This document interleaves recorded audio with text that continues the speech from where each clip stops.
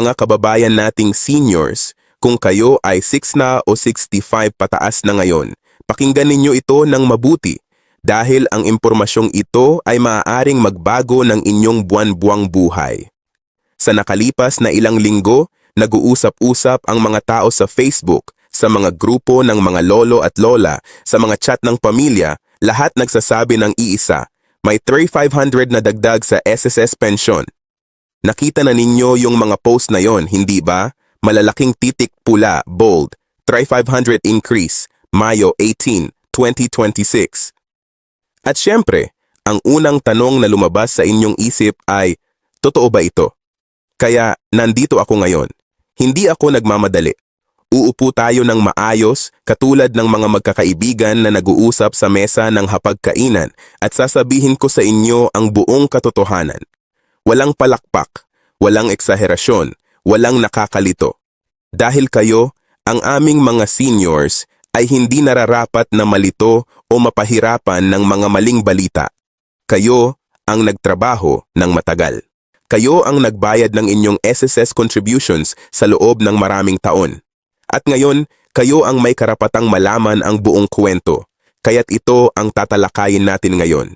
Una, ano ba talaga ang nangyayari sa SSS pension increase ngayong 2026? Ang totoo, hindi ang tichismis.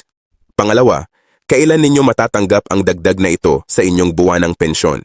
Pangatlo, magkano talaga ang magiging dagdag sa inyong bulsa? Piso para sa piso.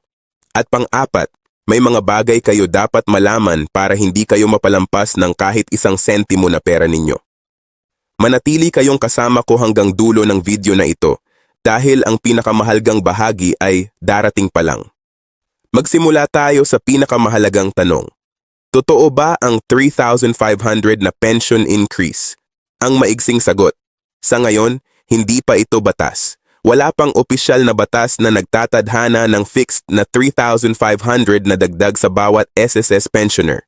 Yung mga post na nakikita ninyo sa Facebook at TikTok, ito ay nagmumula sa mga panukalang batas, mga bills, na inihain ng ilang mga kongresista at senador sa Kongreso.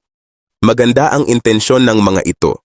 Nais ng mga mambabatas na tayo ay may tiyak at makabuluhang dagdag sa pensyon na hindi lang percentage, kundi isang solidong halaga na mararamdaman ninyo sa inyong araw-araw na pamumuhay.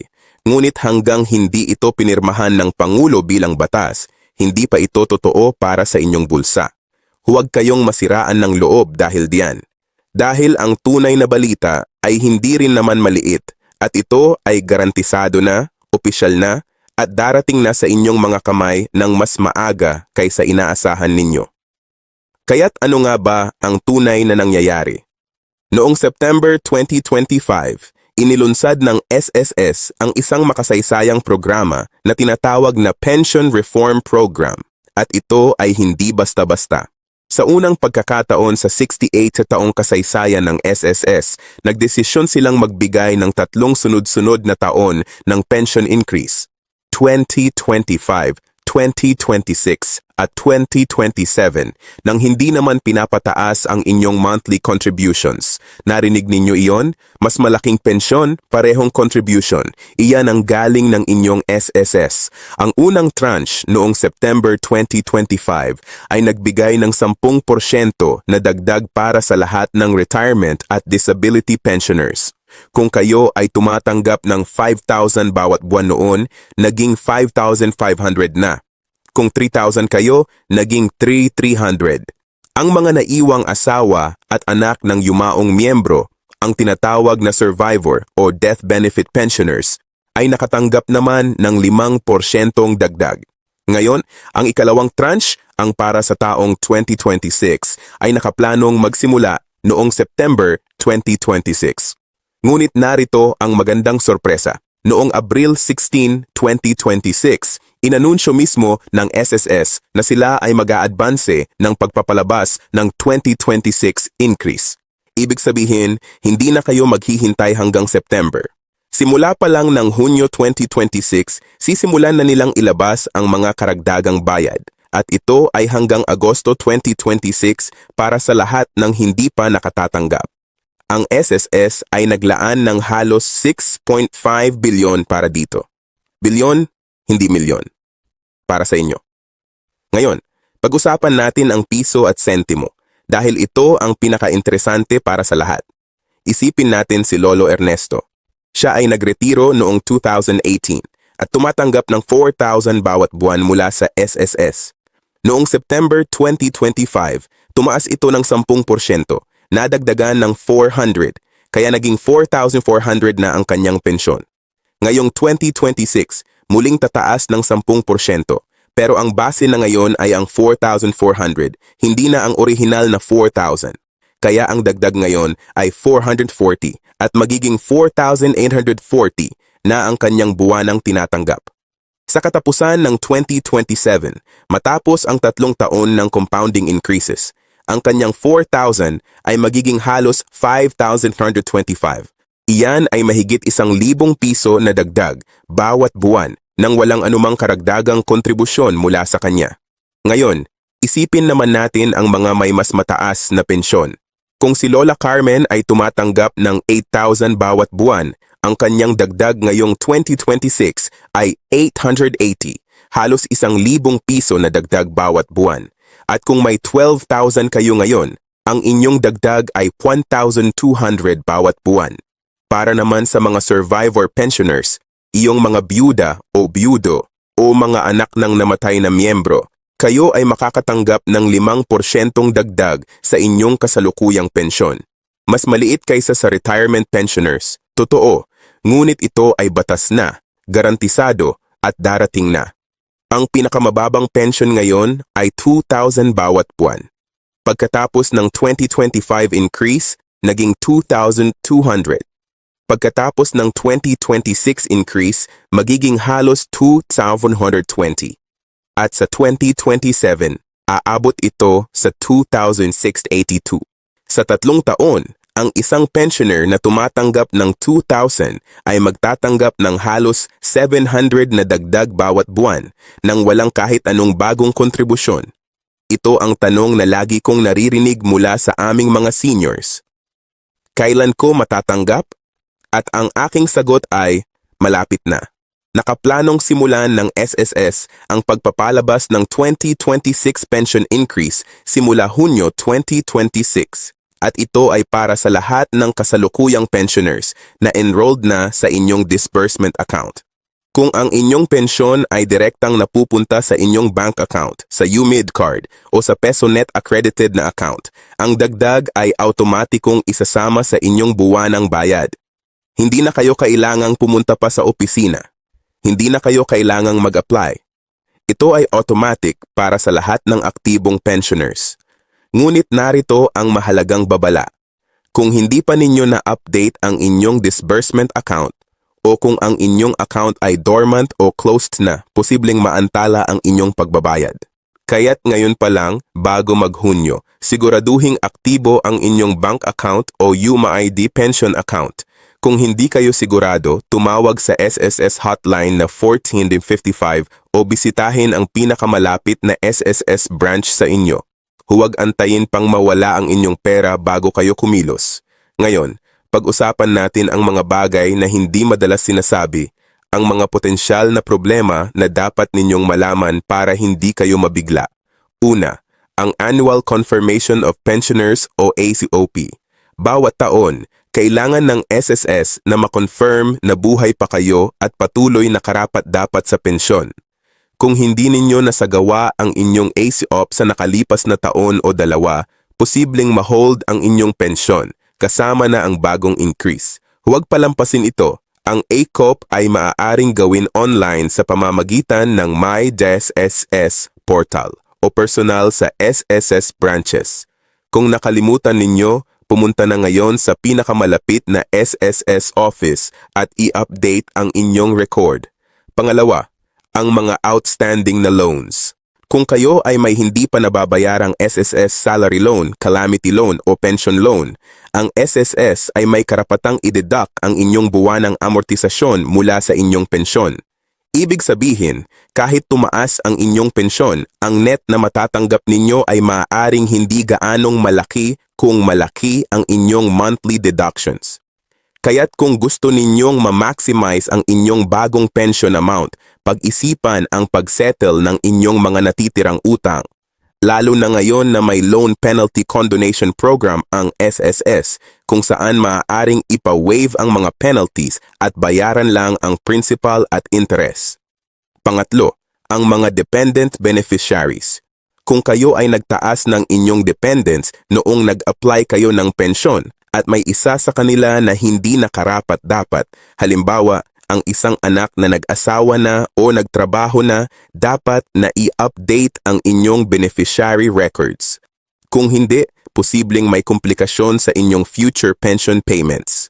Magandang balita, ang inyong SSS retirement pension ay hindi subject sa income tax sa Pilipinas. Ito ay tax-exempt ayon sa batas, kaya ang buong halaga ng inyong pensyon, kasama na ang dagdag, ay natatanggap ninyo ng buo, walang BIR deduction. Walang withholding tax. Ang inyong 4,840 ay 4,840 talaga, hindi babawasan.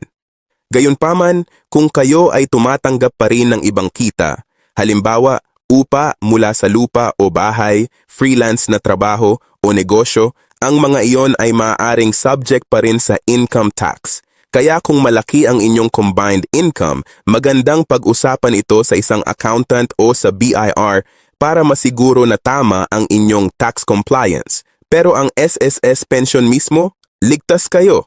Tax-free ito.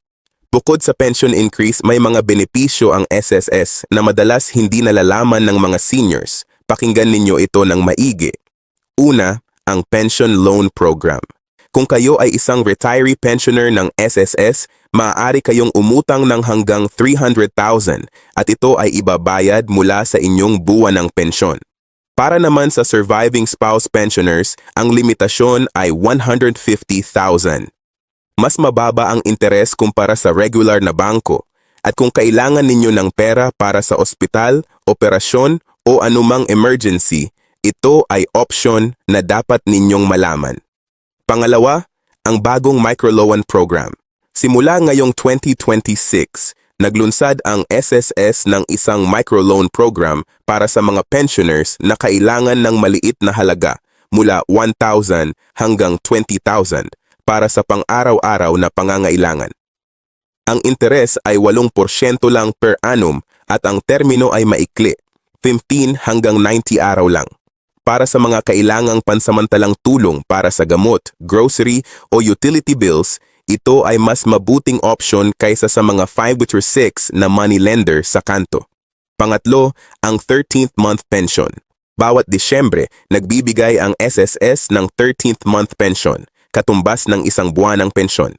Noong Disyembre 2025, naglabas ang SSS ng halos 18.8 bilyon para sa mahigit 3.7 milyong pensioners. Itong 13th month ay nananatili rin. At natural na tataas rin ito ngayong 2026 dahil ang base ay ang inyong bagong mas mataas na monthly pension. Para sa aming mga seniors na nangangailangan pang pumunta sa SSS office, narito ang ilang tips mula sa mga taong nakaraan na sa proseso. Una, pumunta ng maaga, bago mag-alas 8 ng umaga kung maaari. Ang mga SSS branches ay nagbubukas ng alas 8 at ang pila ay maiikling maikli pa kung kayo ay isa sa mga unang pumunta. Iwasan ang Lunes at Biyernes dahil ito ang pinakamaingay na araw. Ang Martes at Miyerkules ay karaniwang mas tahimik. Pangalawa, magdala ng original at photocopy ng lahat ng inyong documents, valid ID, UMID card at ang inyong pension check o bank account details. Mas mabilis ang transaksyon kung kumpleto ang inyong papeles.